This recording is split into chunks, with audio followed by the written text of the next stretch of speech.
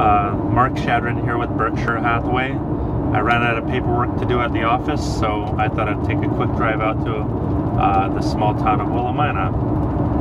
You might ask, well, what is Willimina and where is it?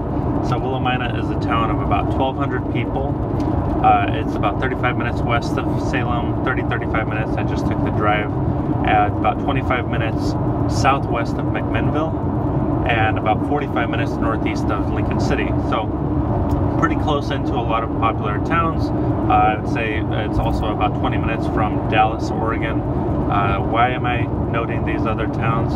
Well, I have new construction coming up in the highlands of Willamina. It's starting at $254,900. Very affordable and close into these other cities where you'd probably pay that much for a resale home that needs a little bit of work or needs updating. So I sell a lot of resale homes. There's nothing wrong with them, but I'm gonna note the difference between new construction right now. If it's not already obvious, with the resale home, if you're going from rent to buy, it's going to be a shock when your roof needs replacement, your water heater goes out, things like that. Those are things that you need to budget for. That's a big difference between owning versus renting.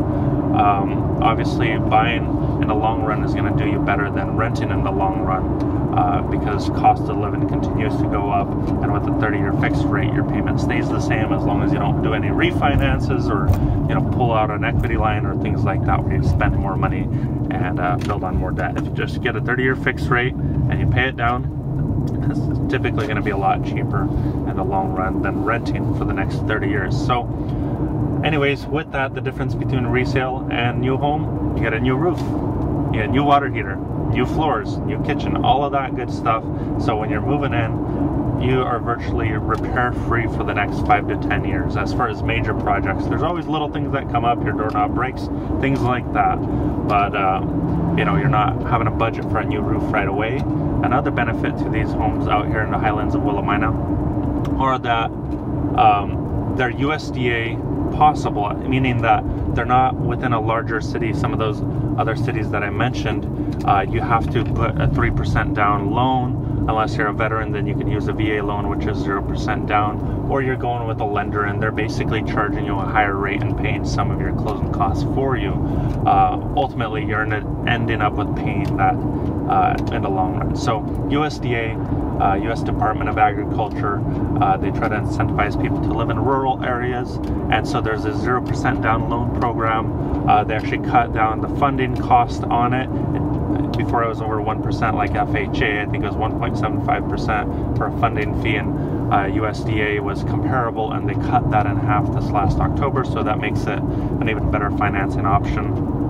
If you're interested in finding out a little bit more about that, I can put you in touch with a lender. They have all the specifics there. I just have a general overview. So the highlands of Willamina, we have 11 lots. 3 of those are going to be single level homes.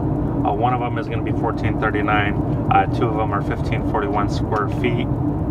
And that's because the lot allows it to be a nice decent 3-bedroom, 2-bath.